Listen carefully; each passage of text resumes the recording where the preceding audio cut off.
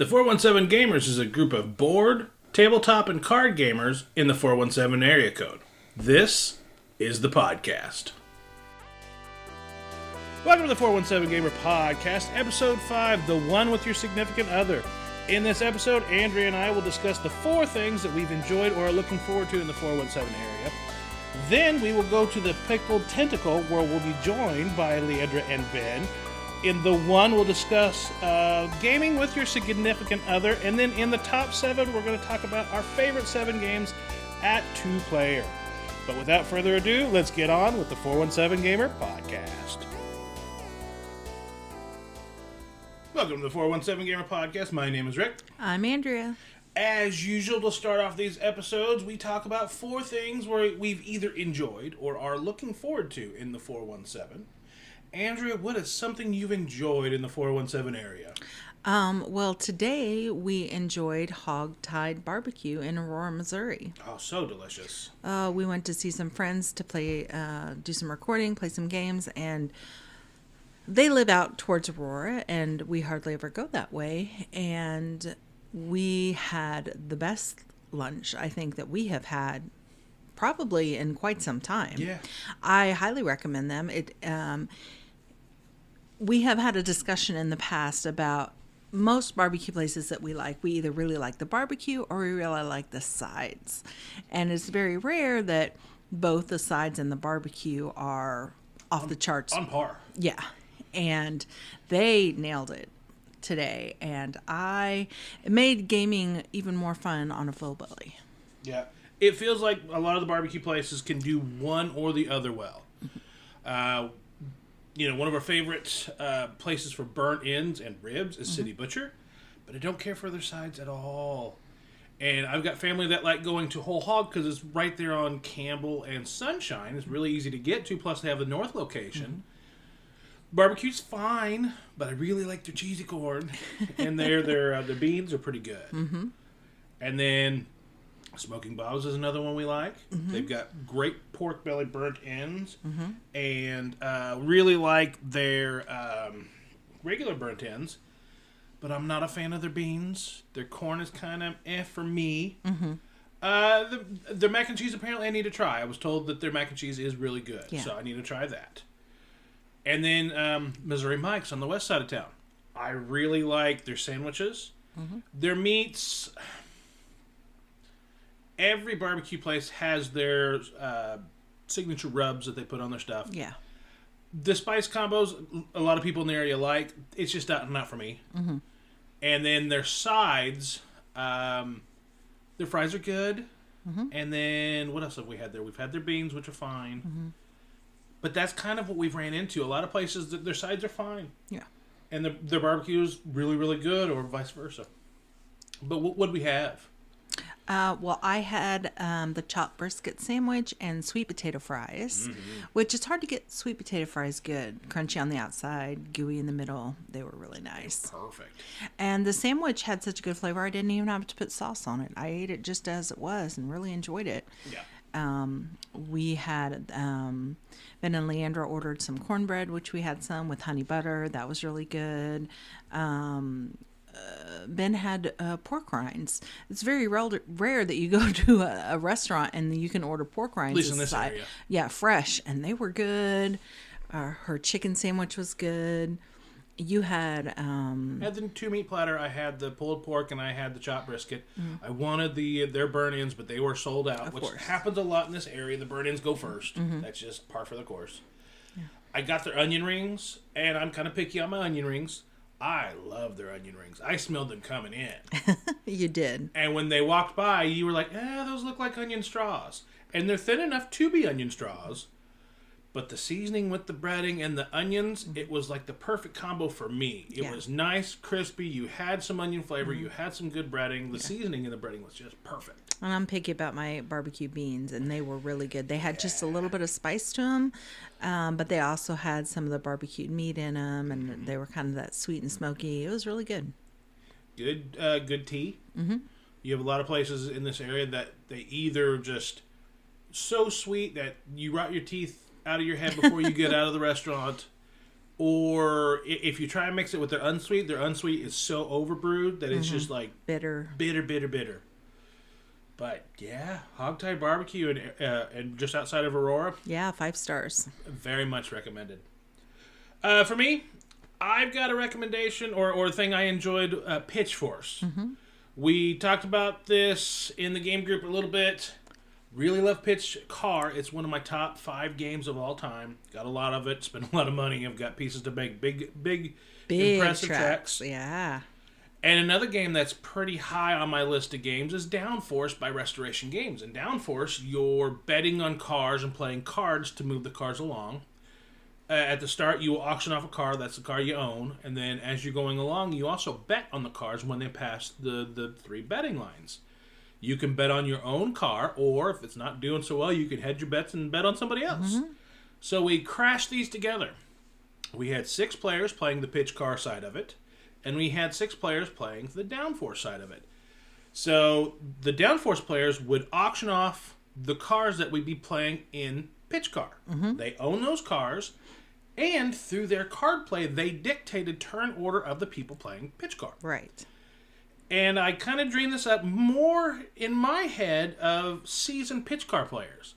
But that same night, a family was having a birthday party at a friendly local game store, Metagames, and they had some kids. Yeah. And I was kind of had some trepidation of them coming out and playing, not pitch car, but with a brand new idea. I was like, how is See how that would work.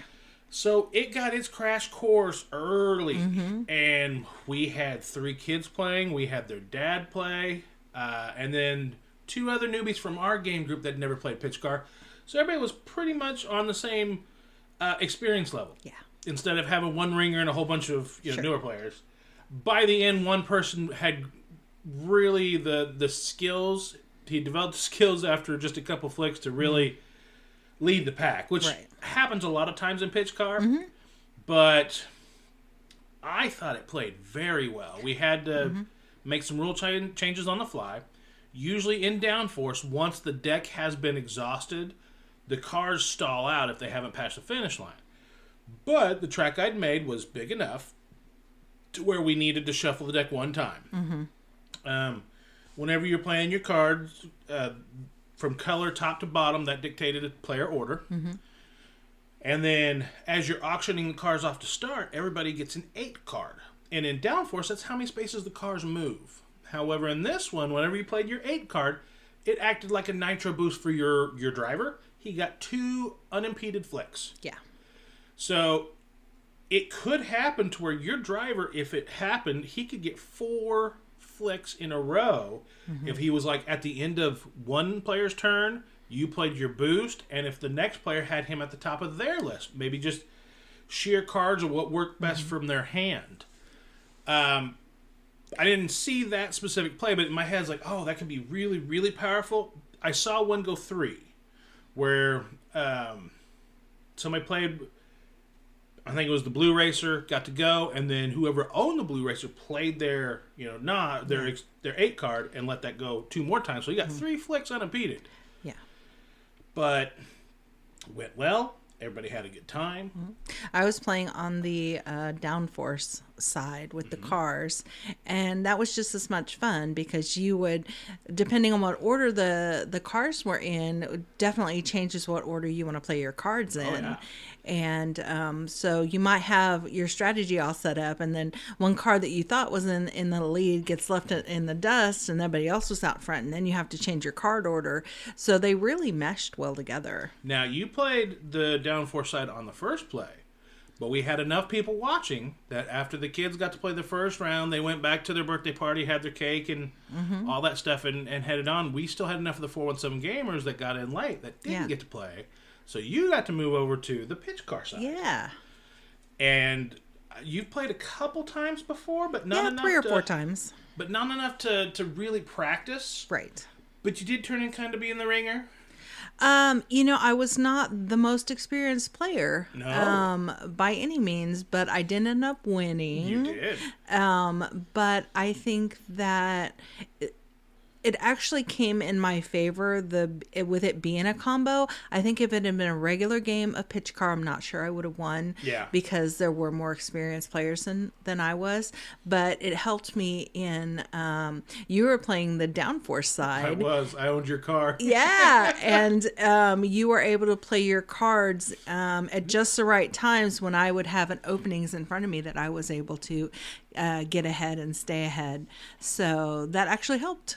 And they gave me crap because I bought your car for the least amount. Yeah, $1 million. Because of that and because of how well you did, I beat them handily. Oh, yes. So, Andrea, what are we looking forward to? Oh, I am very much looking forward to Missouri Comicon. Mm-hmm. This will be the first year that this convention's been in Springfield. They've had other conventions down in Arkansas Comicon, mm-hmm. and this will be their first time up here. It's going to be at the Springfield Expo Center. They've got some really good guests. They have several WWE wrestlers, and which you're looking forward to. I'm looking forward to seeing Doug Jones. Yes. He is a character actor who has been in he's been in Hellboy, and my favorite character that he plays is Saru in Star Trek Discovery. I am really looking forward to meeting this guy because I just absolutely love that character. Yeah. He's my favorite, absolutely, hands down. There's a lot of great characters on that show. But with this being a first-time convention, I'm excited to see what does their game room look like? What does their cosplay contest? How does that go? Is it more of a vendor convention? So anytime you have a first-year con, it's always interesting to see how they're going to run it and how that meshes well with us here in the 417. Yeah. So Doug Jones will be there. Johnny Young Bosch, who has voiced so many anime and cartoons. Lou Ferrigno, who played the original Hulk from the TV series. Corey Taylor, frontman for Slipknot, and Stone Sour will be there. Mick Foley was the wrestler you alluded to. Jim Cummings, who was the voice actor for many Disney characters. Mm-hmm. Scar, Winnie the Pooh, Darkwing Duck, Taz from Warner Brothers, Looney Tunes. Let's see here. Karen Ashley, who played one of the Yellow Power Rangers. CJ Graham, who played Jason. Mm-hmm. The Forge and Foam. You're familiar with his work. Yeah, Bruce Holt. He does some amazing cosplay work. He'll also be at Planet Comic Con as well. He's been at Vision Con, Branson Con. He does a lot of workshops. Yeah, he did some really cool workshops at the last Branson Con. Which shows you how to make your own props and costume pieces. Love Bruce. He's really, really talented, and he lives here in the Springfield area as well. Right on. I'm looking forward to the Valentines game night. Ben and Leeandra, who will be on in the next segment as we travel down to Aurora to the Pickled Tentacle. They're hosting, the 417 Gamers are hosting a Valentine's game night and Moon City Con at Galloway Station on Republic Road on south side of Springfield. Yes. So it'll be February 14th, starting at 6 o'clock. Come on out. We'll have some 2-player games, some 4-player games, and some party games. Yeah. Singles are welcome. Couples are welcome. Anybody. Come on out, play some games, enjoy some stuff. Yeah, if you don't already have plans and you're like, gosh, absolutely. I don't know, I'm tired of doing the same old thing. Yeah. Come out to Galloway Station. Their food's really good. Their drinks are really good. There's no cover charge for our part. For the gaming edition is all free. And so you don't have to pay any extra for the experience. And we're going to be giving away some prizes as well. Yeah. Metagames, our friendly local game store, has been awesome and gracious enough to provide some gift cards. Yes. And Ben and Leeandra are also working up possibly a couple other things. Uh-huh. But some door prizes. That's the 4 things that we've enjoyed or are looking forward to in the 417. Yeah. Let's go down to Aurora, the Pickled Tentacle, and talk with Leeandra and Ben for the topic of the week. Let's do it. you're looking for something to do on Valentine's Day, come join us at Galloway Station on Valentine's evening, February 14th, for some games. All are welcome. Singles, couples, thruples, whoever wants to come out and play. Leeandra, what else will we be doing? We'll have a selection of 2-player, 4-player, and party games, and we'll be giving away some cool stuff. Don't forget Galloway Station. It's at 1281 East Republic Road in Springfield.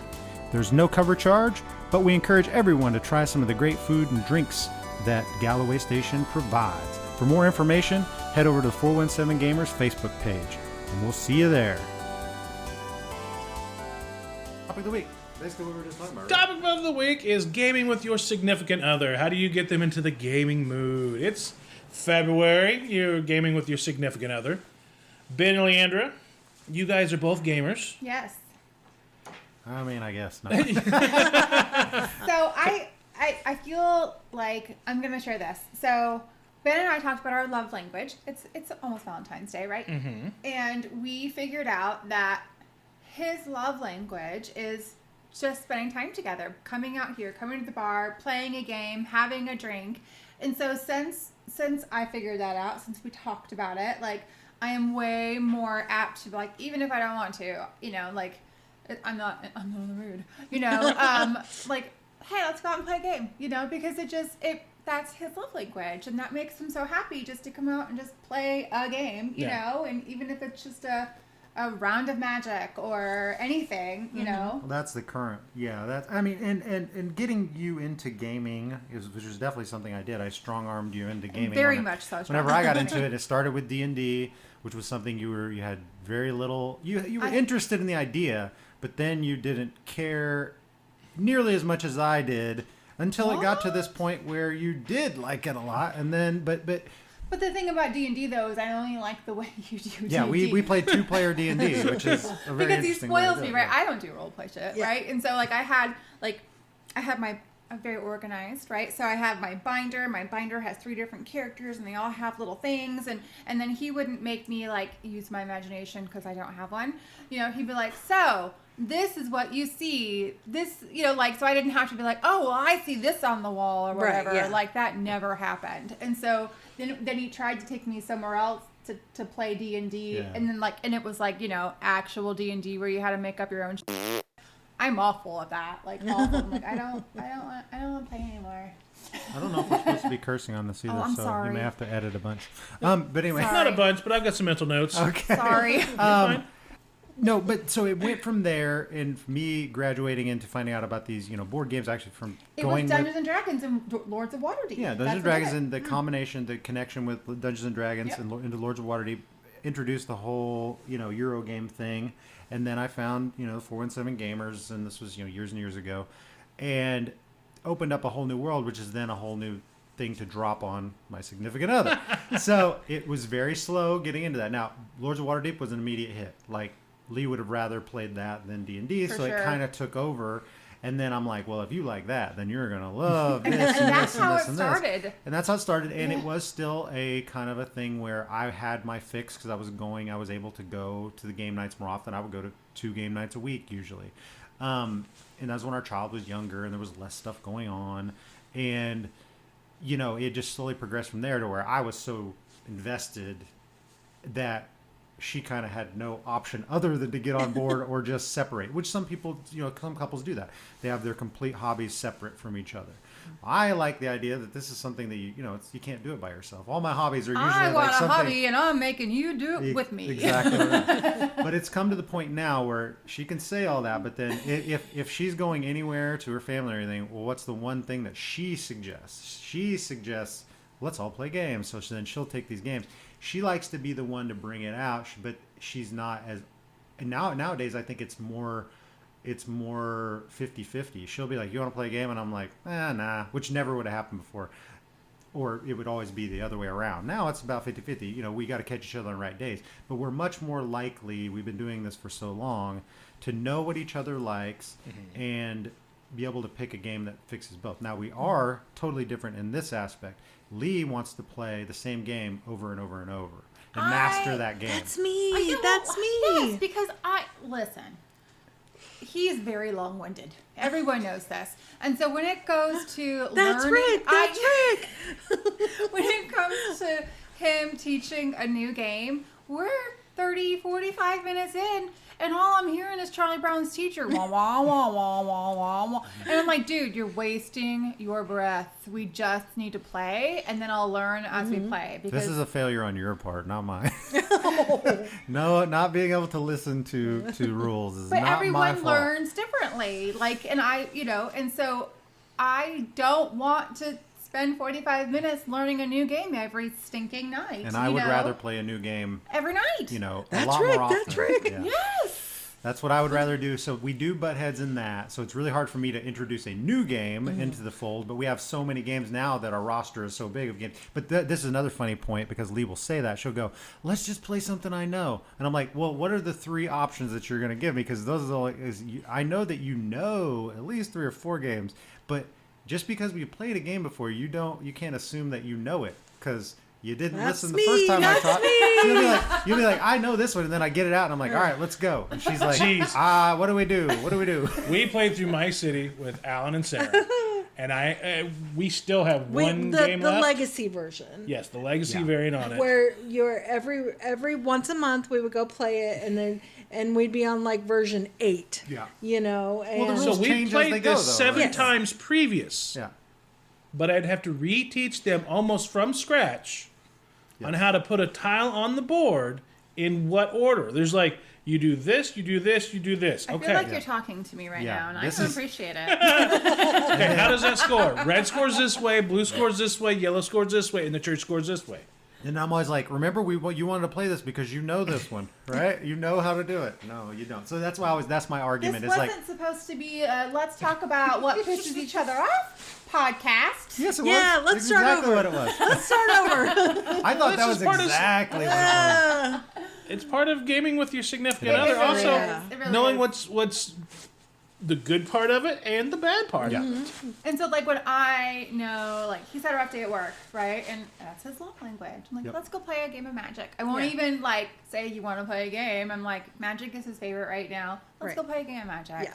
And Lee really hates magic, but Really? she'll Do you play really it. mean that? Yes, I really That means she loves you. I know. She really does not like magic, which it's one of those things you never know, like, what's going to hit with someone. So, like, I throw a lot of things against the wall, and some games stick and some don't. And Magic was one of those where I was like, well, she's probably not going to like it, but I'm going to have to give it the old college try. Maybe she'll get hooked on it too, like me. No, that didn't happen. But she's willing and able enough to play. Like she's good enough to play it. That's the thing. She's really good at it. It's just not her favorite thing because there's so much randomness involved. And that's another thing that you have to learn about playing with your significant other, more so than even playing with a regular game group, I think. Because you get to know... So playing with a game group, you get to know everyone's idiosyncrasies, right? Mm-hmm. But you don't know them as much as you know your significant other's idiosyncrasies. Mm-hmm. So you really know... Like a game at a game group rarely ever devolves into a fight, right? But a game with your significant other has a real potential at any point to go south into now we're in an argument. I would also argue that your significant other also makes you more confident and overconfident on what you can introduce, that you might be wrong. Yeah. Yes. Oh, I know that person. This will go fine. Like, this did not go well at all. No. Yep. Yeah. I think you're right there because you think that, you know every game that they've played. That's the other thing. Yeah. It's like you don't know that. Yeah, and this other just people combines those two games. They'll get that easy. And other people don't expect you to know that either. So you could introduce something to someone and then they'll be like, I have no idea, never played a game like this. Well, if I introduce that to Lee to something, I know she's played a game like this before. And I'm like, why don't you like this one? You like that one. You know what I mean? Because I don't. Yeah. That's just, but it's that potential to be like, I know you're going to like this. Magic is a thing right now, right? And so, like, he built this deck for me, and it's Olivia. She's a vampire. And it was like one of the first decks that he built, right? And I like all the witchy, dark spoiled. stuff, right? So I, of course, gravitated to her. And in the beginning, before he really learned how to make decks even better, I was winning all the time. But Right. then he learned how to make even better decks. And I'm like, listen, like mine was like the first deck you made, and now she's lagging, right? Like, and like I'm gonna give her one more chance. And then Olivia and I got divorced, and Ben had to revamp her completely. Yeah, and I told him, I was like, if you ever want me to play Magic again, I suggest you throw this game. So she got revamped. It did get revamped. Well, You know, it only took about $150 worth of cards to make it. And you need to playable. throw the game. Yeah. Because if you want me to play this again. You notice you've been I winning better a lot win. more lately? Yes, I do. I appreciate that. Thank you. So, what about with you guys? Do you have as many? I know you haven't been together quite as long as we have, so you know we're old bickering How people. long have you but- guys been together? Three A and a little over half. 3 years. Yep. Yeah. Oh, yay. But I agree with you. I do like to play the same game over and over until I feel like I've got it down. If we play it once and then put it on the shelf and then bring it out and 6 months later, I'm like, I don't remember. Yeah. You know, I want to.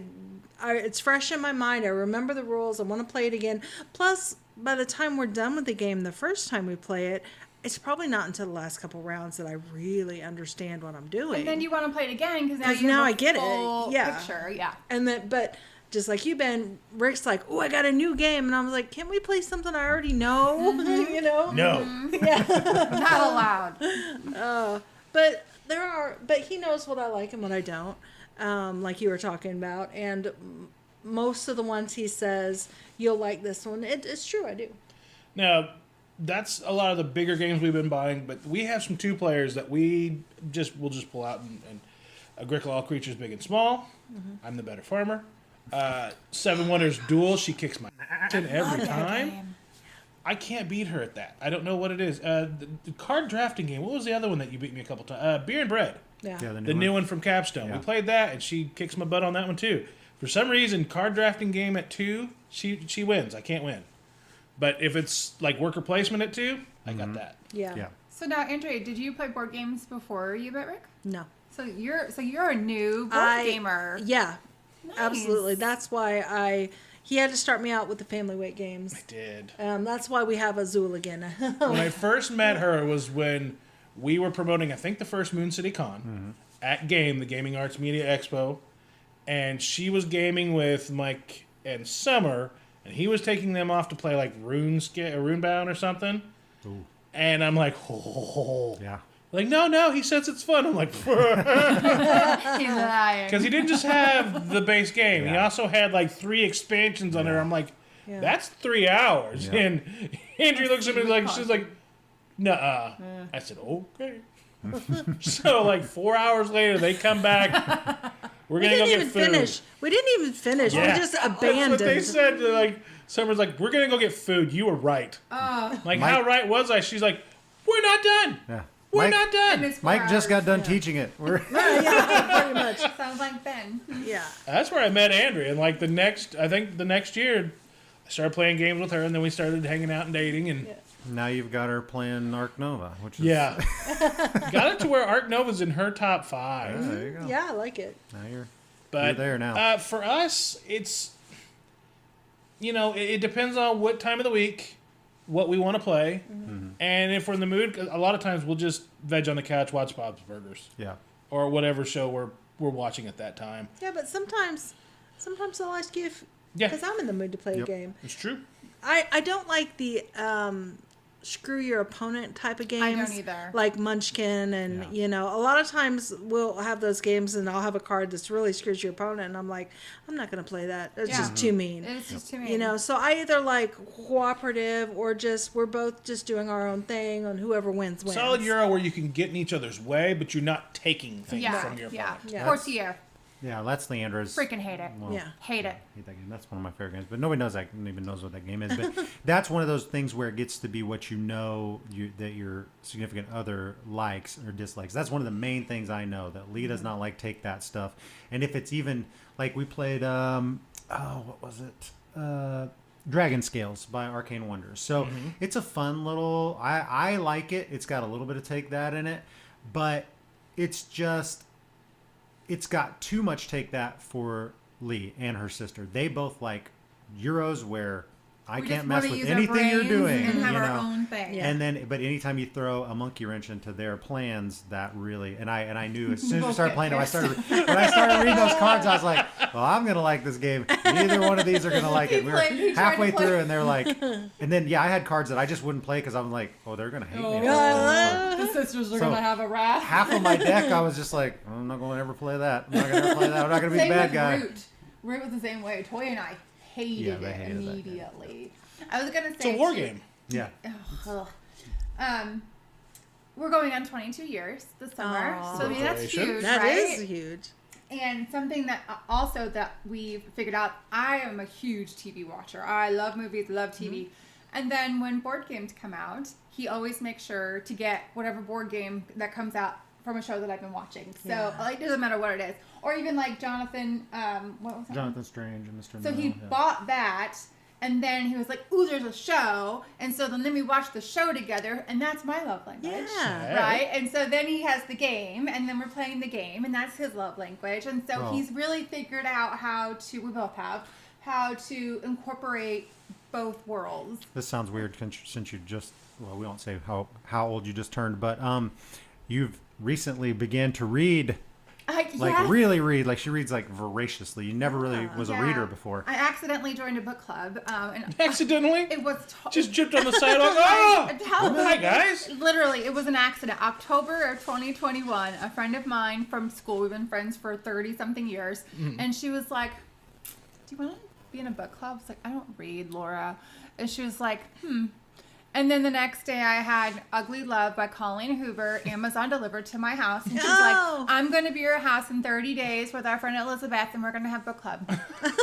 I was like, Doing it ever since. okay. So she pulled to you what Ben did game-wise. Exactly. But it has been the best thing. Like, I have, like, I don't stop reading ever now. Yeah. It's a whole She thing. reads a book. I mean, like 2 books. Get a her to week, read the rule you know? books. Well, that's the thing. Ugh. No, that'll never happen. Now, rule But- books are terrible and terribly written most of the Yeah. time. Yeah. Not entertainment. CGE is generally the one. Rule book editors. No, well, I Or mean, publishers. The publishers. the exception to the rule. The exception to the rule. Okay. Their rule books are generally fairly well written. Yeah. They have little tongue-in-cheek jokes, and it's not like you're going to guffaw. Yeah. But I mean, at least whenever Entertaining. you're reading the rule book, you're not putting yourself to sleep. Oh, I don't want my rule book to have any jokes in it. I want it to be straight up like. I mean, I want it to have. Place the piece, References, on place glossaries. A to acquire. I want every it basically needs to be a dictionary in the back of it because I want to be. Yeah, that's how I want mine. So what was But- the game? So I read Name so- of the Wind, Uh-huh. and so I'm reading Name of the Wind, and I was like, oh my gosh, it talks about tack in there. Like I didn't know. That's where it came from, And yeah. then he's like, yeah, that's where it came from. So Like, yeah, I've introduced her to some books. Now I'm doing the same thing with books as I did board games. I'm like, well, you know, I got all these books that I like that we have no frame of reference because you didn't care for this type of genre or anything before. Right. So now it's like every time she finishes a book, I'm like, there's 3 more books in your Kindle. Read this. And it's like, I'll pick my own books. I don't- my own book. But- I don't need you to pick my book. It's kind of that way too because it's like, well, now you're gonna have a reference for a lot of these board games because a lot of these Yeah. board games are based on literary IPs and stuff, and it's like, well, you've played the game, now here's the book, or vice versa. Yeah, or and you a lot didn't of want to play literary the game. IPs are set in the settings Yep, of the in board those game you settings. play. Yeah. So it's like that in itself has opened up a whole new world. That's been one of those things that has kind of allowed us to like. It's a love story set in 16th century Italy. We'll play Fresco. Yeah. Yes, exactly. Yeah, there's always a game that's tied into some sort of Right. of theme that you're Outlander, reading. give me any Scottish game. Yep. So she loves Glenmore and I'll have him put on his Clans kilt. of Caledonia. So I can get at that just because of her love of Scottish stuff. You know, we can play any game set in that time period.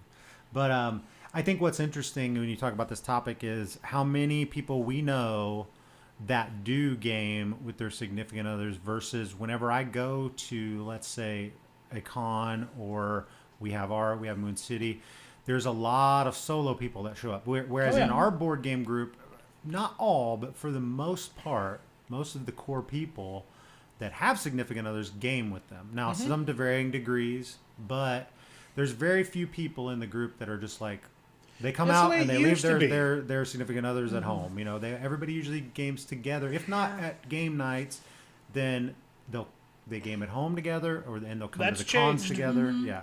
Whereas you do see a lot more, and I think that's so much better. I I think the people that aren't like that end up dropping out because you don't necessarily. When you're as into board games as we are, if your significant other is not into it, it makes it hard to keep doing. Too much time apart. Yeah, too much time apart. And I'm going to disagree with that. You think so? Really? Lately, we've had quite a few people coming out to our game nights that they are the gamer in their group. Really? And they have multiple hobbies, and this is the one hobby that their significant other doesn't enjoy. We have one couple. They love to hike, love to whatever, but he likes to go shooting and skeet and all that stuff, and she comes out and she plays games with us. One of the people works on a local news station. He's been out to a game day, but his family will not game with him. So he primarily buys the solo, a game that can be played solo, but he's been out to a game night every now and again. Adam and Claire. Before his daughter got old enough to play the games, almost all of his game nights were coming over to other people's houses and gaming. Yeah. His wife doesn't really game, I guess. That's true. She will occasionally. And Kenny's that way too. His wife will play some games, but he's the gamer. Yeah, he's the gamer, but they do game with the family a lot. Girls, the girls do. They do it just because. I do wish our kid played. Oh yeah, our kid hates games. So. One game, Dixit. That's the only game that we can play. But, did you play? What's the new one in that series? There's a kids Dixit that just came out. Yeah, but there's Stella. Oh, Stella, no. That just, I looked at that and I'm like, that's just overcomplicating. Well, and our kid is such an artist, and so by playing Dixit too, he gets those cards and he's like, oh my gosh, like I could draw that, or that makes me feel like I need to draw this. It totally inspires them to do art. For sure. Yeah. But yeah, family gaming is I think maybe that's why and this kind of goes hand in hand with why I don't get time to go to game nights as much anymore. And I think that's maybe a good function for them, for people who don't get to play at home. But the fact that I get to play games at home pretty much when I want to, it allows me to. It makes it an easier decision for me to go. Well, I had a late night. I don't want to drive all the way to. I don't want to drive for an hour to wait another 30 minutes to get into a game and then play one game and then drive back home for an hour. I could just play at home. It'd be different if you lived closer. It'd be different if I lived closer for sure, and it'd be different if I couldn't play games with my significant other as often as I do. And so the drive is not always there to to get your board game fix. You don't need to do that. So I think that it does serve a good function for people like that too. Oh yeah. Well, that's gaming with your significant other. And many other things. I think we covered a lot of topics there. But, I mean, talking about gaming with the significant other is one thing, but what about the games you like to play with your significant other? Let's talk about our favorite 7 games in the next segment. Let's do it. Hey guys, just want to let you know that tickets are on sale for Moon City Con 2023. Get your badges now so you can sign up for all the tournaments and events they already have scheduled, and with more to come. There'll be a PitchForce game. There's going to be their patented pitch car and battling tops. There's going to be a poker night, Ben's Magic Night. Get your badges now for Moon City Con 2023, which takes place June 9th through the 11th at the Hilton Garden Inn on the south side of Springfield, Missouri. Get your badges at mooncitycon.com. And now, your top 7. The 7 in the 417 is the top 7, and in this month we're talking about our favorite 7 games to play at 2-player. These are multiplayer games, but we really like playing them at 2.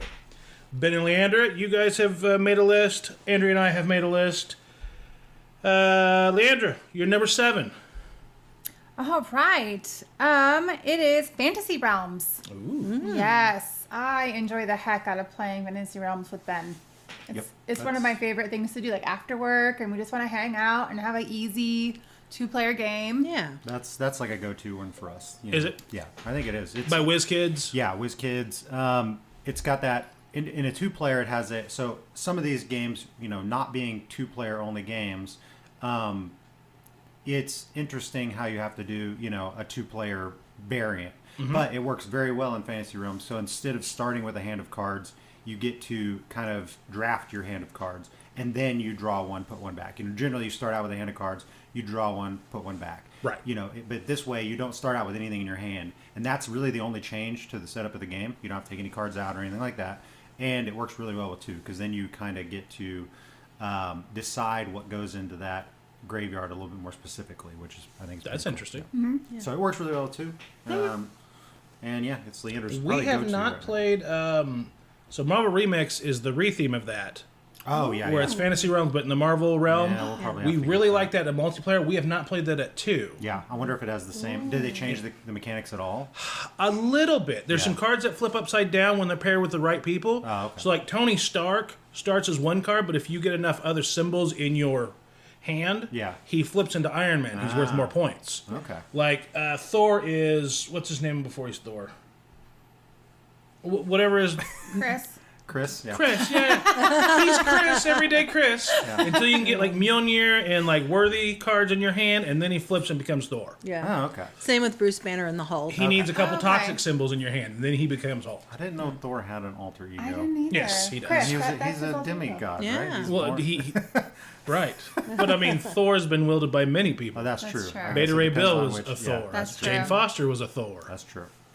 So do you use the app to score, or do you guys just count them up by hand? We count them up by hand. Do you? I have the app, but I've never tried using it because we're just so used to doing it anyway. So. Oh, I only score by the app now because we've been led astray a couple times. Yeah. Oh, Leandra never trusts my math. Oh, his math is always wrong. He's like, and he is way better at math than I am. But I'm like, that's wrong. Like I'm gonna bring out the calculator. You work in the financial industry. You're way better at math. But I just do it all in my head, and she doesn't trust it. No, She's I like, don't. no, there's no way that's right. And I'm like, Rightfully add it up. not trusting. It's usually off by a couple. Yeah, I understand.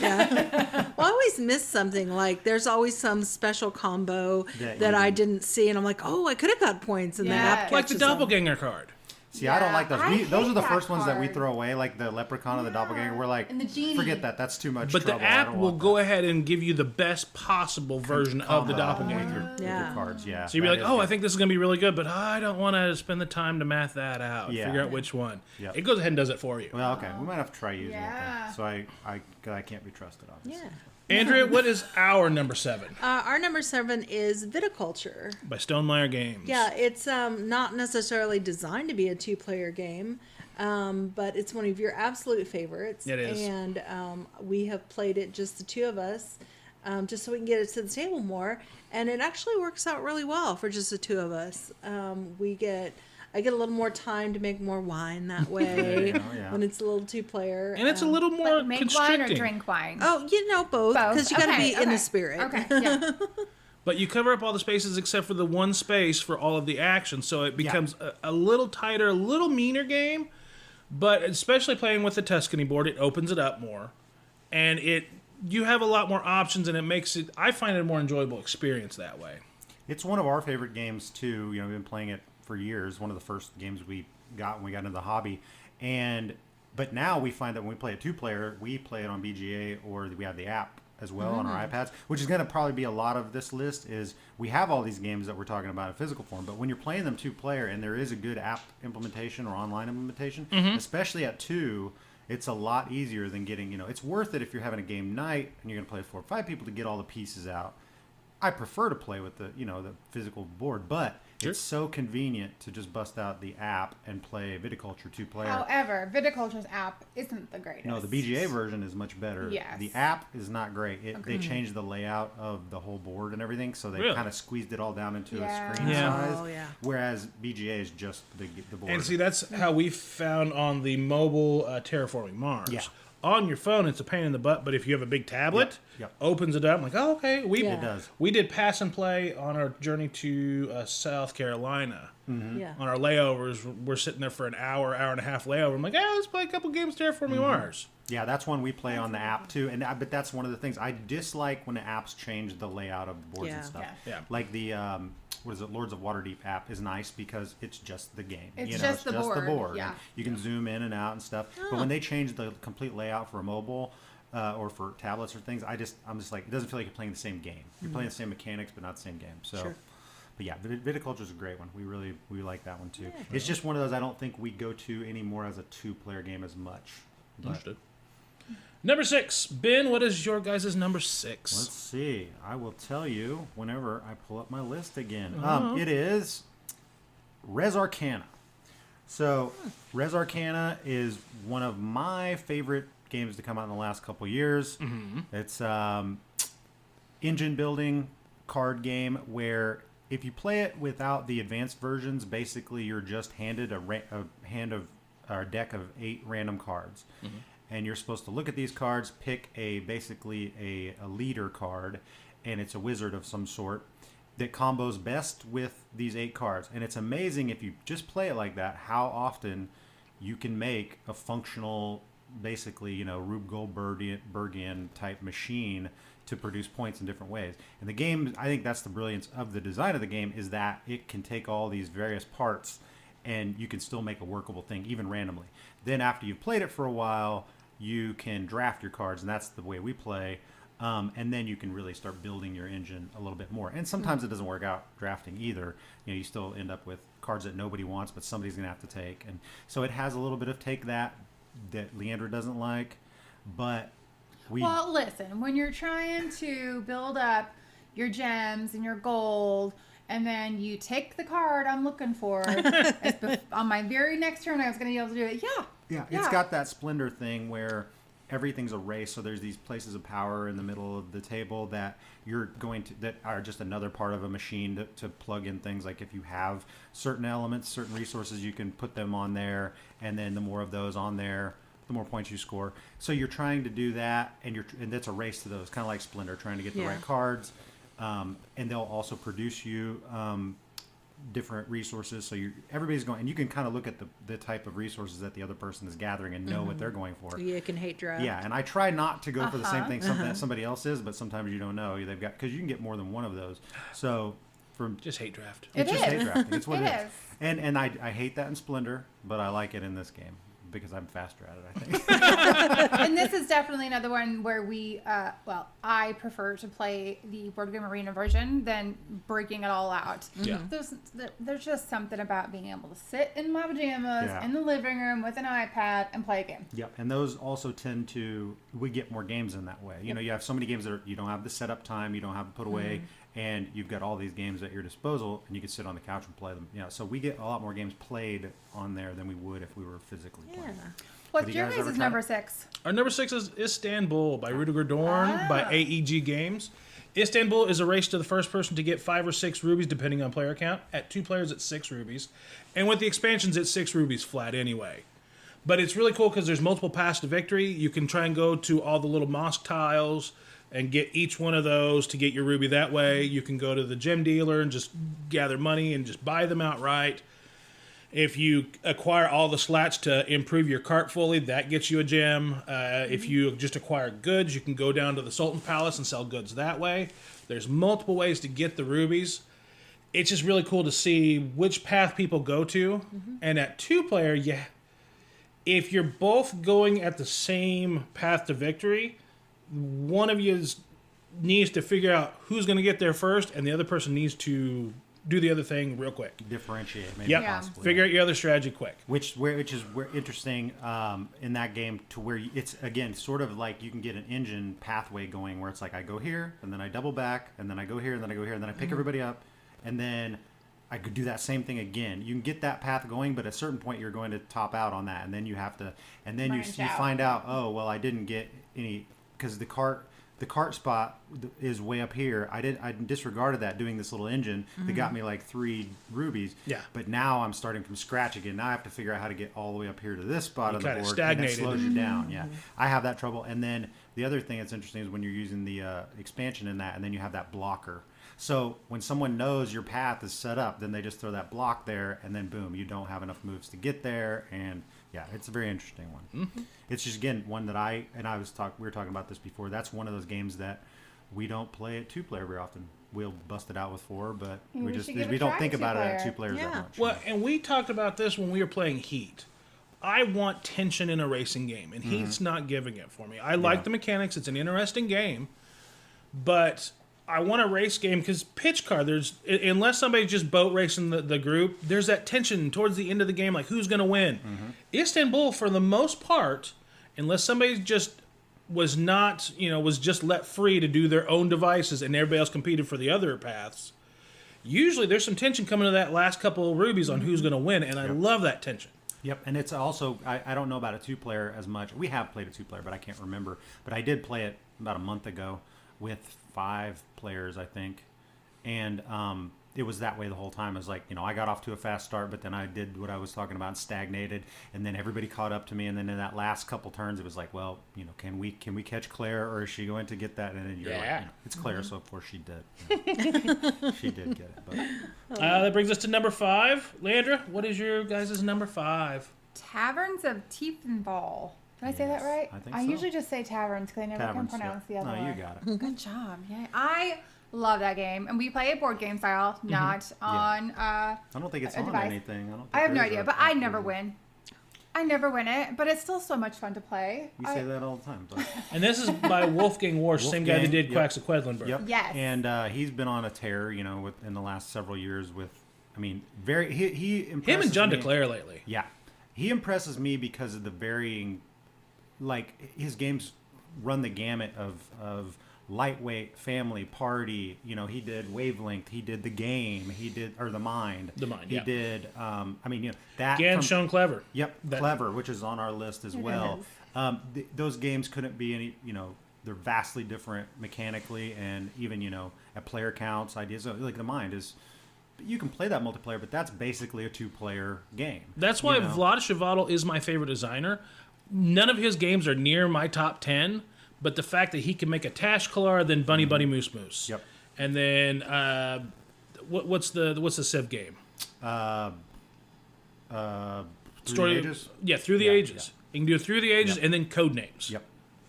I mean, that's why I think that's a hallmark of some of my favorite Wolfgang Warsch, Bruno Cathala. They'll run the gamut. Very heavy games, very light games. yeah, but I can fill a Cathala game. I can fill like a Nuves Rosenberg game. Yeah. Like, oh, this is a Rosenberg. Yeah. Chvátil, I don't know it's him until I see his name on the box. That's true. That's true. And I think Wolfgang's like that as well. So Taverns is essentially a deck building game, but it's a deck building game that you have a very small, tight deck that you can call a little, but it's not really that. You're just adding value pieces, and you're basically playing out your whole hand as much as you can until you run out of seats. You're bringing out things, and you're getting extra servers in this German style tavern. And the real key to the game is to get these nobles. You're basically the person who gets the most nobles is generally going to win the game. Right. And you can get them in varying ways by having enough beer to just straight out lure one in and get one in your deck. It's got a cool mechanic of every time you get a card, it doesn't get shuffled in your deck. It goes directly on top of your deck, so you're getting that card next turn. So if you acquire a bunch of cards in one turn, you kind of know exactly what you're going to get for the first several flips in that next turn. So you can plan out your turn that way. Another way to get nobles is just by upgrading your tavern. There's lots of these little puzzle pieces that fit into your board, and you can flip them over, and pay gold for them, flip them over, and you'll immediately get a noble for doing that, plus it upgrades that spot. And there's a little dice drafting in it, which is interesting. So it's a dice drafting deck builder, which is an interesting combo. Yeah. And a little bit And then we have the expansion, which gives us shots. And so then we have... the schnapps. The schnapps, yeah. Shots, Well, schnapps. I mean, it comes with it comes with like 7 expansions in the base game. And eventually, we started adding one at a time just to learn the game, and then we just threw everything in. Yeah. So now you play with the whole thing, and that's actually the game. But there is actually an expansion, which I do not have because I don't think the game needs an expansion. It's Right. Wait, there's very more? different every time you play. Yeah, there's one called... But wait, there's more? Yeah. I don't know what it does. I don't think it needs an expansion. So, But that's Taverns. Have you guys ever played it? We have. I've played it with a yes. I like it okay. Yep. But I don't know, there's so many games out there, and my collection, we've talked about this before, my collection is at capacity. Yeah. So when we buy something, it needs to do something either better or something new that I'm not seeing to stay in our collection, and then something else is getting kicked out. Yeah. And that's just where we are. Andrea, what was our number 5? Azul Queen's Garden. We love Azul, all the different versions of Azul. Queen's Garden, I would say, I think it's the hardest version because it has so many different layers added on to the base Azul concept, which I really enjoy. I enjoy the puzzle aspect of it because you can either try and get all your colors together or all your symbols together, but you can't just do one. You've got to do both and find a best way to merge those two together. And I like that puzzle aspect of it. a lot. And when it's just the two of us, I like that I have more choices. When it's like a 4-player game, all the tiles get taken too quick, and I'm not able to get all of my birds together, you know. I think that's one of the reasons I like to play it at 2-player with you. And they're more interesting decisions at 2. Base Azul is fine. Once you learn it, though, it's kind of done its trick, and it's great for a gateway for friends to come in. Like, hey, here's this really cool abstract puzzle game. And they'll want to play it over a couple times, because once they understand how it scores, usually they want to play at least a second, sometimes a third time, which is great. But at 2, I don't find the turns that interesting. Now, Queen's Garden, I think the turns are very interesting. I mean, whenever I draft, do I draft to pick up new spots for my garden, or am I strictly going for the tiles? You're basically getting both, but which one is your priority? And then you have a limit of how many you can hold before you have to start using them and putting them down. And do you have room to put them down, or? And then you have round scoring. You have 4 rounds of scoring, and how strongly do you go after round scoring? And versus how hard do you work towards into game scoring? Because if you do too much of one and not the other, a lot of times we find that that's what hurts your score in the long run. If you negated any of the mid game scoring and just focused on the end of game scoring, the other person might have caught you. But this is one that you played several times at Moon City.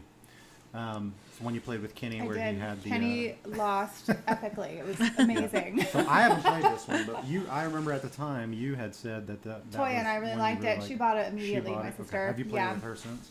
No, I've not played it with her since. But I super enjoyed it. I like the fact that it's still Azul, right? Yeah. So you have the original, you have the chocolate, you have the Queen's Garden, and so it's still the basic principle of the game, but they all have different mechanics. And I think that's the part of Azul that I like.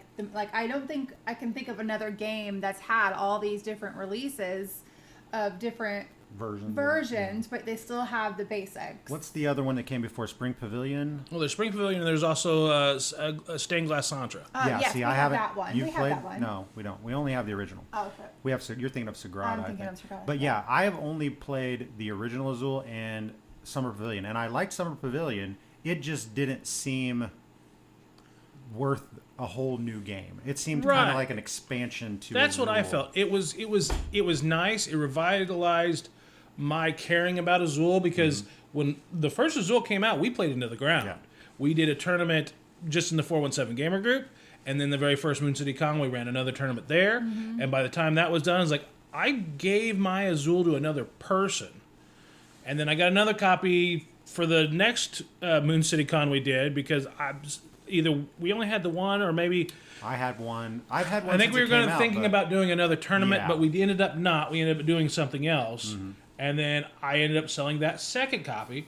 We now have a third copy, because I started dating Andrea, and Andrea really liked the game. And a lot of her friends are not the biggest gamers, and that's a great gateway game. Yeah. Well, I mean, we might as well talk about it now, because that is our number 5, is regular old vanilla Number Azul. 4? Or number 4, Number yes. 4, yeah, and that's Yeah. because it's online. Like it's That on is it. it's on BGA, and I win every time we play. Yeah. So I actually thought you would pick up the Queen's Garden, because you were raving about it when you guys played it there. So every once in a while I try to make Leeandra buy a game that she likes, but it just never happens. But so I was kind of looking forward to playing it, but she never went ahead and bought it. So, but again, Azul is one of those that I didn't jump on the train when it first came out. I bought it.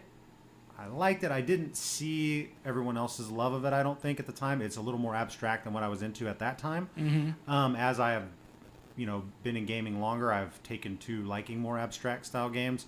And so now I really think it's a very relaxing game. So if it's in the same vein to me as Splendor or something, and if you gave me the choice of do you want to play Azul or play Splendor, I'll play Azul every single time. So it's in that relaxing after work slot of a game for me. It doesn't burn your brain. It gives you that nice. At 2, though, I do agree. It's much more laid back. There's not much hate drafting. You can really dump a lot of tiles into somebody's, Oh, yeah. floor if you play it right. There's not much hate drafting until the very last couple one. grabs. Exactly. Yep. And then like there might be 5 red tiles coming your way. Whereas you can do that. Like I'm totally calculating that shit out. Like, okay, he's gonna take this, and I'm gonna leave him with 5 of those. Yep. And I'm trying to figure out like, oh, that's not gonna happen. And then you quickly go like, oh yeah, that's gonna happen. I'm definitely getting all those.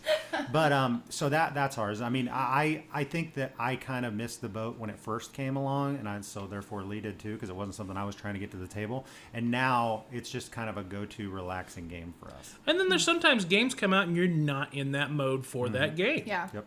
I mean, that was the way I was with Stonemaier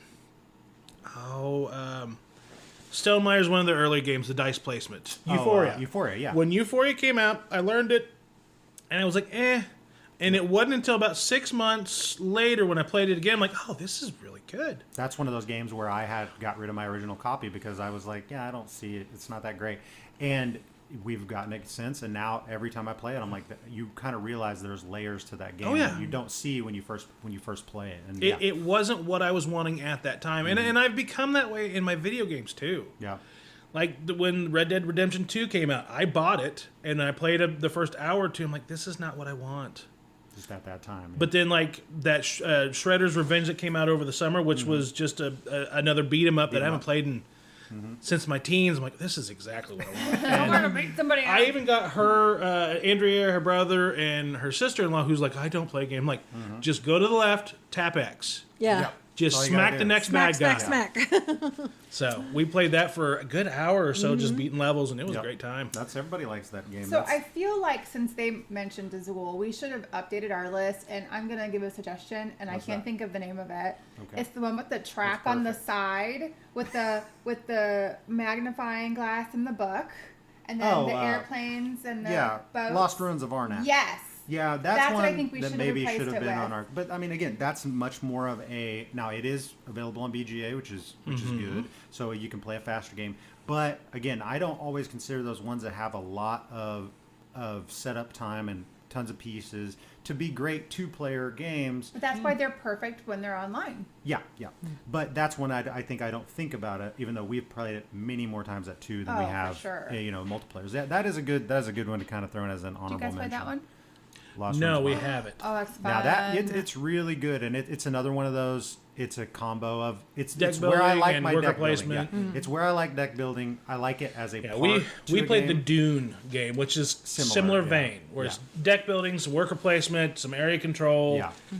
Liked it, but didn't like it enough to where it needed to go in our collection. I think you would like Lost Ruins of Arnak better than that. I've played them both too, and I definitely like Lost Ruins better. Maybe we should set it up when we're done here with this recording. podcast. Endless Winter is in that vein too. See, that was one of our favorites from last year, or at least one of my favorites from last year. Yeah.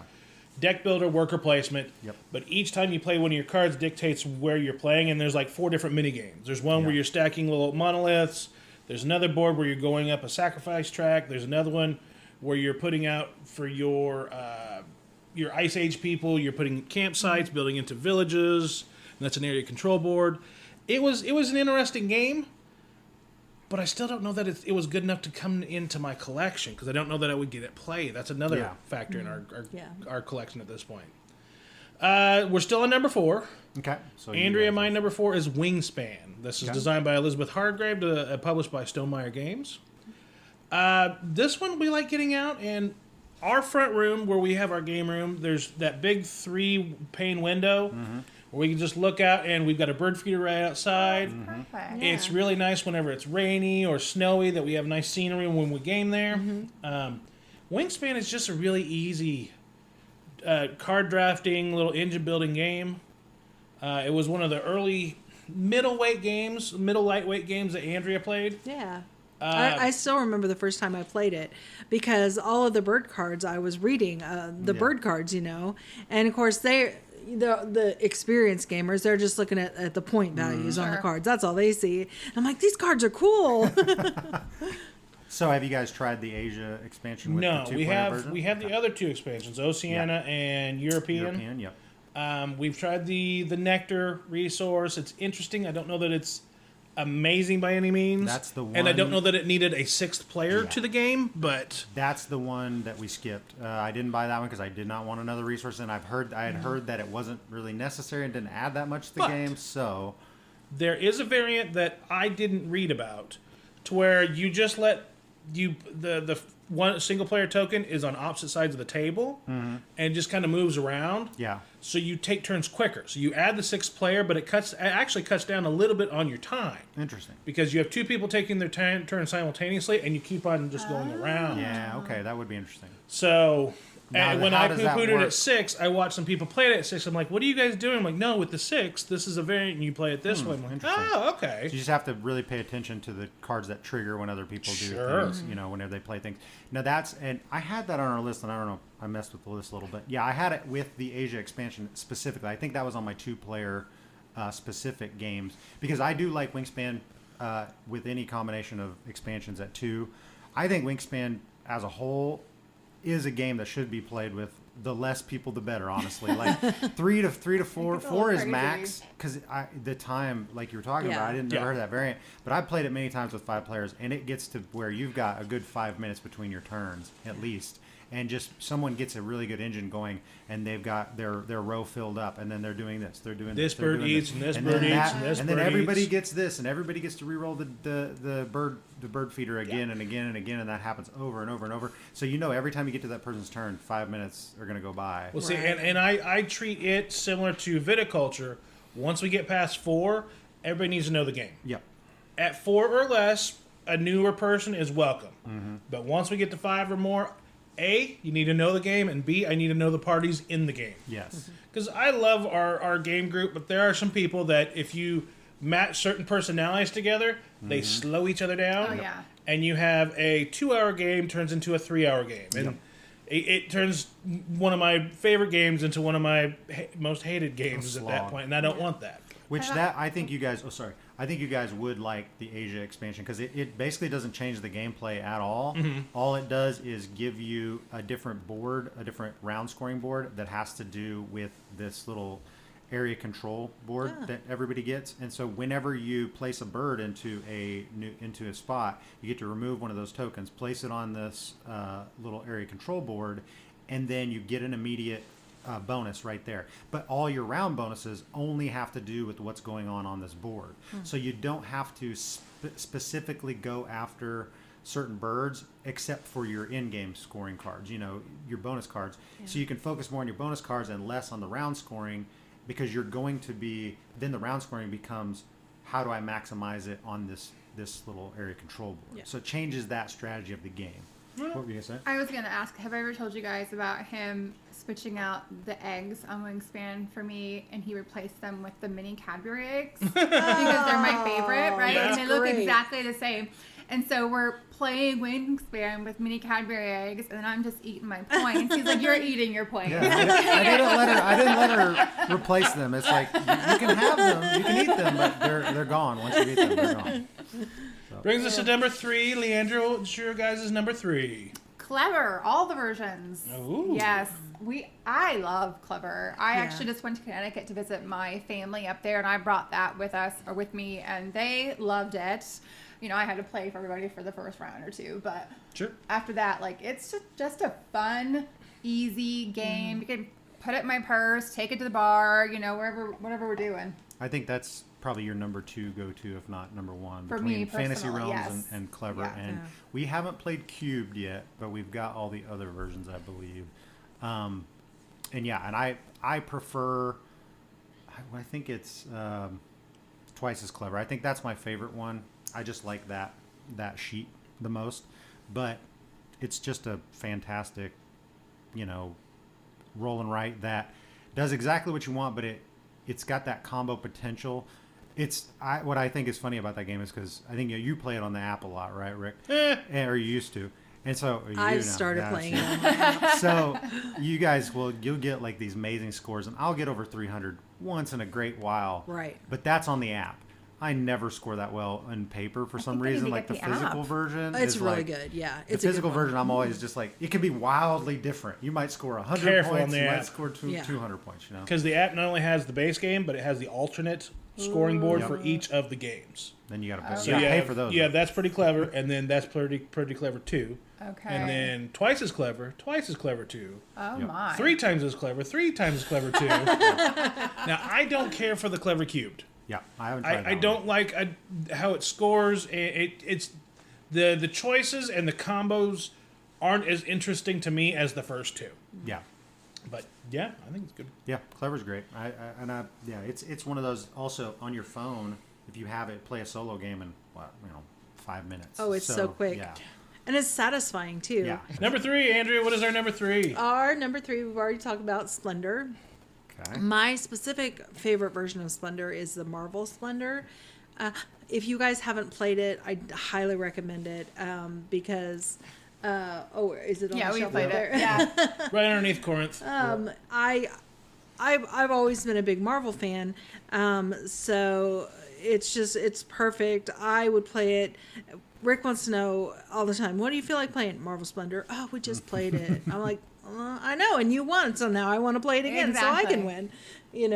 So I have a question. Did you start off playing with Marvel version or the original version? The original version Okay. before the Marvel version came out. Okay. We had played, and I thought Splendor was good. Uh-huh. Thought it was a good game, and then Marvel came out, and I was like, "Oh, this is good." I mean, I love the building team, and there's some characters that I really love, and I was like, I've got to get that card and get that guy out or that girl, And then we've watched all the Disney, the TV series from all the Marvel characters. So it really adds that special layer of, you really care about the characters. It's not just It for puts me. some flavor to it because the base Splendor, where you're just buying gem mines and then getting Yeah. boats and camels to, Yeah. they're just cards. They're just cards and they're I'm just building an colors. engine, which the mechanics are great. I Right. love the mechanics of the game. That's why I like it so much. Yeah. But Marvel, yes, you're getting the characters, you're putting them together. It changes the in-game scenario slightly. Yep. Instead of 15 points, it's 16 points, and you must have one of each of the colors Yeah. to acquire the Infinity The gems, Gauntlet. Yep. I feel like I am infamous in our game group of my hatred of Splendor. I've never liked it. I've always thought there is a problem with Splendor, and I've heard it. I'm not the only person that's ever said God, it. here we go. There is a turn order problem in Splendor. Whoever goes first in the original Splendor has a distinct advantage. There's nothing in the game that changes that because it's a race game essentially. And if you start out with a race game with no balancing mechanics, then whoever goes first in the race, they get a head start. And I've always thought that Yeah, but it's equal number of turns. it's equal number of turns, but by the time it's racing to get those city tiles, and if you don't get them, someone beats you to that thing. That's points that you can't get because it's Sure. gone at that point. But so if it's too not many it's people not are going a after huge the city advantage. tiles, go the opposite way, go after some of the big cards yourself. Sounds good, but I've won that way, and I always felt like I was one turn behind in Splendor at all times, and I was just like, I hate this game. I would play it to just get it over with because everybody wanted to play it, but I never bought Splendor, and we never owned it. Vaughn would bring it over every time, and they'd have to play it. I'd sit through it and roll my eyes. But then the Marvel version came out, and I read the slight rules difference, which I think helps alleviate a bit of that, changes that in game. It makes everyone be a little bit more even in their gem collection, and I just like the theme much better. I think it works slightly smoother, and so I'm up for playing Splendor now, just because of a little skin that they put on it and a slight tweak. And I think it made all the difference. So We've been playing it online too. yeah, and then after that, I will go play regular Splendor again, and I'll still lose every time. Whereas I can win Marvel Splendor every once in a while. But I'm more willing to give Splendor a try because they came out with that version. So I agree with you. Was that number 3? that was our number 3. Your Yes. guys' number 3. Now we're on to number 2. Ben, what is your guys' number 2? All right, this is a big boy, Brass Birmingham, I love it so much. which yeah, Do it's you? not- it's- Okay. I do. I Yeah. love brass. It's one of the most unlikely games that I would have thought Leander would like. And okay, so I bought the original Brass. The original Right. when it was just Brass. The ugly one? It was Yeah, ugly. and it's so ugly, and I tried to pimp it out a little bit and make it nicer, but I brought it out, and Leander was just like, "This is the ugliest game I've ever seen." She was not interested at all in playing it. Listen, it's gotta. When you've got this humongous ass board, right? It's got to be Oh, it's so ugly. Too. attractive. It's got, it was just a white board. Like there was this, nothing. Yeah, muted tones of brown and stuff. So whenever they announced that Rocksteady Games was putting out the deluxe version, I'm like, well, I love brass. I'm buying it anyway. But I like the idea of the little retweaking that Birmingham did. And I'm like, well, I already have. If I want to play Lancashire, I can play the ugly version. I don't need that one. But so I bought Birmingham, and immediately, like, it just clicked with both of us. Yep. And again, it's one of those that it's very hard to teach. So I think it's a great 2-player game, even though it kind of breaks my rule of it's got a lot of bits and pieces and it's a little fiddly to get going. But it goes back to what Rick was saying, like knowing that you know the game makes a huge difference. So you bring someone else into that game particularly that doesn't know what the hell is going on or not an experienced gamer, it wouldn't be fun at all. No. Right. And it's the only game, like, that's one of the few games where I don't know very many people to play it with. I know Catherine loves it, but she likes Lancashire better. You come out to a Thursday now, there's a bigger crowd that plays it. Yeah, and I've played it with and John that is due to Catherine and Ethan in our group pushing that game. John and Jason love it, so I played it with them. But for the most part, it's one of those games where we would rather just play a 2-player knowing that we know it, and it's a pretty long game anyway, because there have been times where I've tried to get it ready to teach her, like her sister, who's a great gamer, but it's just such a chore to teach that game. So it's one of those that, heavy economic route building game that you really do need to know it, or it's going to be a slog. So I like playing with people who know it, like you were saying before, but it's one I do not like teaching. So you guys talked about how you like playing your digital games because there's not much setup. We're on the opposite spectrum with this one. Our number 2 is Ark Nova. This is a table hog. It is a bit of a setup. But the deck is massive. Yeah, it's got a big deck. Yes. That's what she said. Sorry. She did say it. She just said it. But this is from Capstone Games, designed by Matthias Wiggy. It tickles so many things that we like in games. The action selection board is a take off of the newer Civ game. Because wherever your card is the strength of the action. So the bigger it is, the bigger buildings you can build, the more animals you can recruit into your zoo. You're running a zoo. You have a base crappy zoo that has nothing. You build it up from scratch. You do research to gain your research and ability points. And you have conservation. You send animals back into the wild. And it's got the same Rajas of the Ganges where you have 2 scoring tracks that cross. And that triggers your end game. It's got the little bit of the engine building and the card fishing that you get from Terraforming Mars. Big deck of cards. And it's more of a tactical than a strategic game because you don't know what cards are coming up. And if you really just want to make a zoo of bears, you might not see a bear for 4 rounds. But there's almost always some cards that you can, within a couple turns, set up to play. Might not be able to play the one you want. You might want the Siberian Tiger, but he takes a partnership with the Asia Zoo. He also requires you to have the level 2 animal card, and you have to have a big enough enclosure for him. So that's going to take you a lot longer to build up to than the Tasmanian Devil.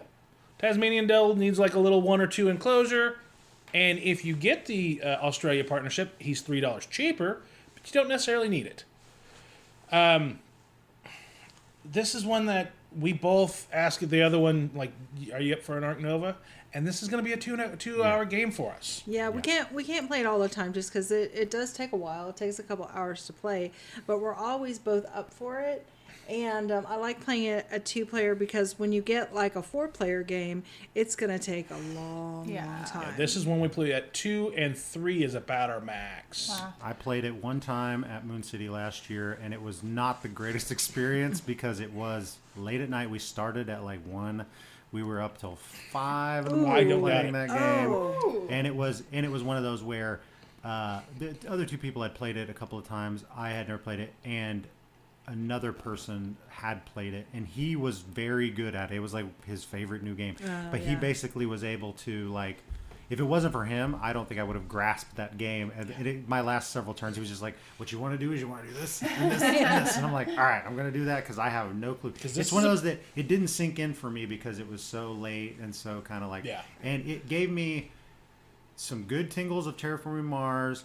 It had a little bit of maybe it kind of gave me an idea of like Dinosaur World or Dinosaur Park or whatever the original one. And then but it had some of the drawbacks, I think, of like Through the Ages. It had that track of cards that you're pulling from. It had that timing aspect where you really are planning for the future a lot. So you said it's more of a tactical than it is strategic, but I think it's both. You really do have to plan kind of long term, but that always won't, that might not work out for you. Exactly. Right. That's the problem. I think if you try and plan too early, too quick, same thing with Terraforming Mars. Yeah. That if you could become too married to a powerful card early, then it will derail your strategy and you will probably get your butt handed to you. I think maybe that was just a failure of me trying to, playing it for the first time. But it gave me that, because I always fall into that trap same way in Through the Ages. But yeah, and it's long like that too. That's this is about 40 to 50 minutes. It gave me the Through the Ages, like, wow, you're in for a 4-hour game, so just buckle up. Right. And if you know you're going to lose from the beginning of a 4-hour game because you don't know what you're doing and everybody else does, it's like, well, I'm in for a long haul. Yeah, and if you don't, if building a zoo doesn't trip your trigger as a theme, then you're in for a 2 to 3 hour game that you're going to lose that you don't care about. Yeah, Toy and I played it at Moon City this past year, and wasn't for you. It just wasn't for me. Yeah. It was okay, I but didn't it wasn't like, oh my god, I gotta play it again. It's not one of those that I would have ever tried to introduce to you. I didn't know you played it there. I did. Yeah, I would have never tried to introduce it to you because I feel like Terraforming Mars, it took a couple of games for you to get into that, and I'm like, this is everything. This has everything Terraforming Mars has, plus a bunch of other stuff dumped on top of it too. So that was 2. Number 1, Leeandra, what is your guys' number 1?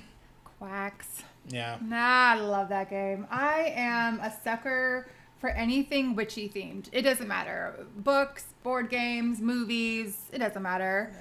And so this is just right up my alley with the cauldrons and the spells, and I love it. I love the bag bag building. I love that. I love being able to upgrade all your pieces, and This is one that we started with bag building with. Well, I originally started the first bag builder that I ever played was Hyperborea, which I actually really like, but it's an area control bag builder. Right. And then Orleans is a more Euro-centric. We just learned that a couple days ago. Yeah. Really good. And we have all the expansions for that. And we both really liked it, but it's more of your classic dry Euro version of that. Yeah. Whereas Quacks, is more of a family party game even almost, but it has all the trappings of a modern strategy game, but it's got that push your luck that the others really don't. Like when you're bag building in Orleans, it's like you almost always know exactly what you've got in your bag. Yeah. It's not a push your luck strategy. The idea of putting the bag building with the push your luck really, I think, obviously being game of the year and it just being just a blockbuster game, it caught a lot of people that wouldn't have maybe even tried those other 2 games, bag builders in the past. And then, it went on from there to... And the element of, like, pulling out at the same time, too. Yeah. Like, that's just fun. It just makes everyone interact together at the same time, rather than having to take individual turns. Yep.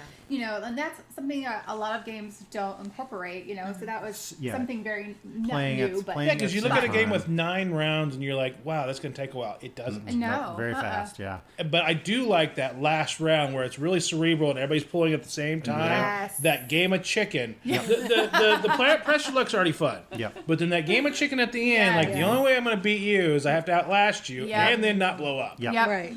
So you're hoping that they either blow up or you can, pull out that one last one. Yeah, and then that's where the real push your luck comes in because you're trying to remember exactly what you have in your bag, and you should have a pretty good sized bag at that point. But, but then and also the expansions, they don't add that much to it, which is great. I mean, they add fun to it, but there's nothing that's hard. They're little modules that you put in basically.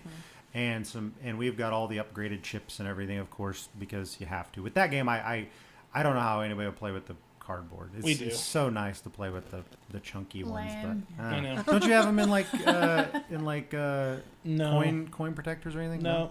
Just plain Wait, old coin plain Jane. protector? Yeah. You know, I've There's used them. they're like either 2 or 3 millimeter plastic round For capsules. each piece? Yeah. Each piece, yeah. That's dumb. Really? It probably costs less than me buying. Somebody started doing that upgraded solution pieces. when the Geeked Up bits started Yeah. losing their paint. Yeah. He paid like, what is it? I think it's like $65 if you get both the base Yeah. and the expansion stuff. Mine have not worn out at all. So Yours hasn't, but I don't know how rough Yeah. him and his kids That's were, true. and or how often they play it. Yeah. If that's the only game you're getting to the table could every get single worn out, yeah. weekend, I could see it. Absolutely. Yeah. And after you drop 65 plus shipping Yep. on the base plus the expansion, You're going to want to protect it. Yeah. Well, I that's just it. never even heard of sleeves for like paper coins. You have. I've used them on a bunch of things. I use Not them on on the coins. not on those, but on other game bits I have. Like anyway, it doesn't matter. I've used them. I'll show you. Arkham Horror, the card game. Do you have Well, that? we didn't play that long enough to need that. But, Okay. Well, that was introduced like when when we both first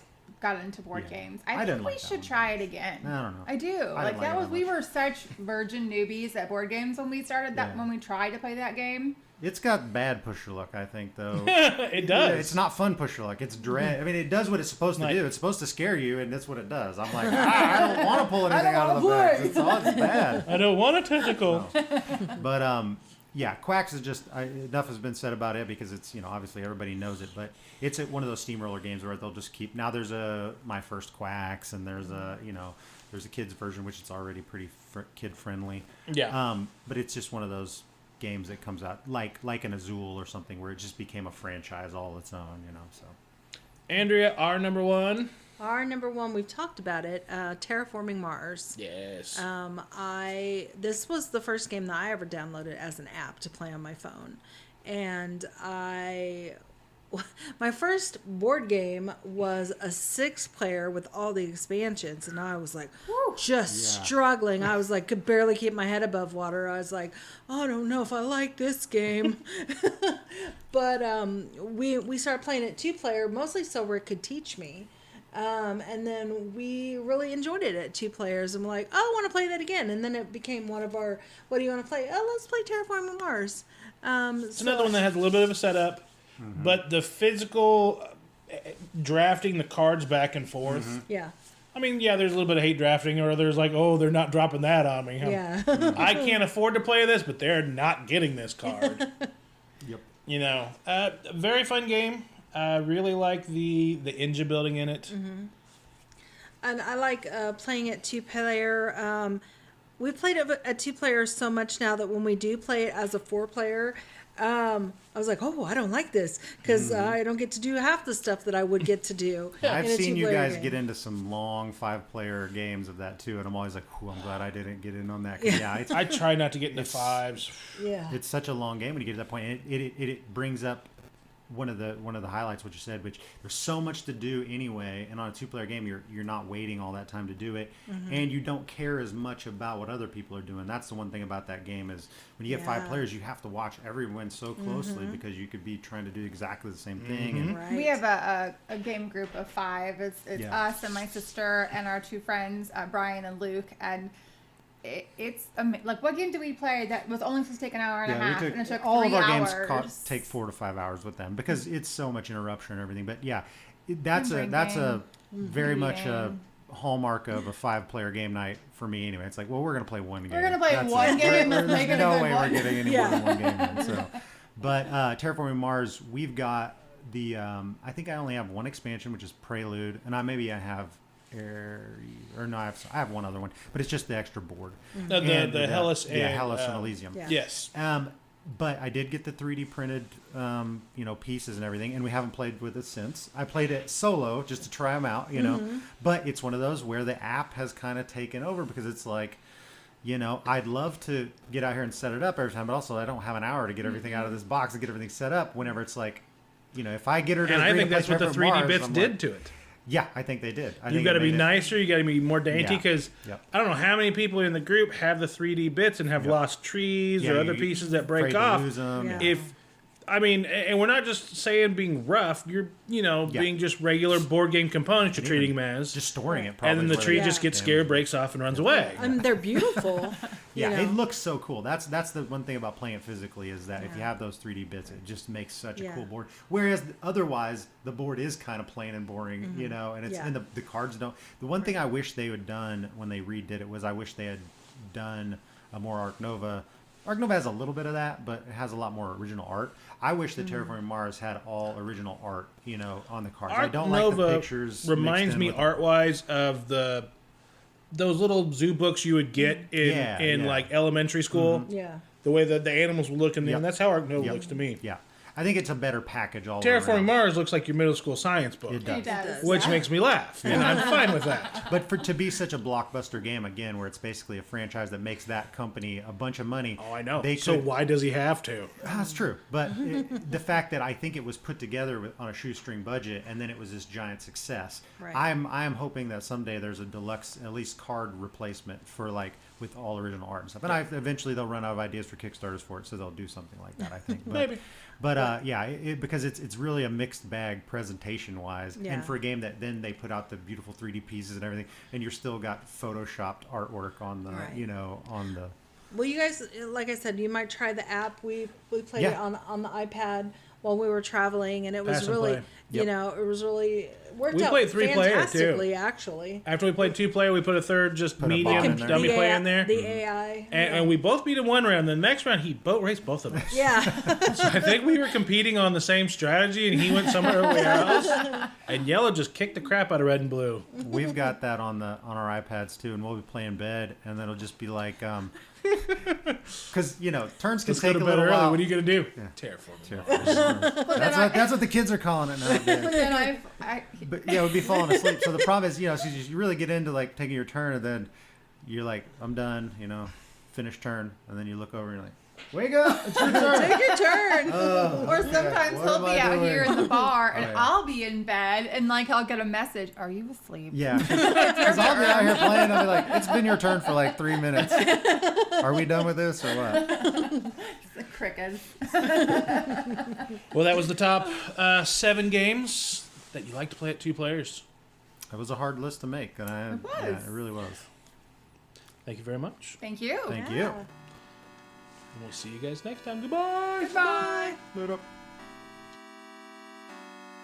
The 417Gamer podcast is recorded and produced by Rick Bagwell and Andrea Smith. Our intro, bed, and outro music is done by Origami Replica.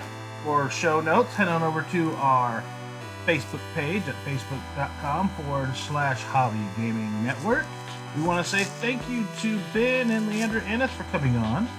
They have an Instagram page that is at NSFWP, which is not safe for worker placement podcast. And hopefully you guys will keep on gaming in the 417. See you next time.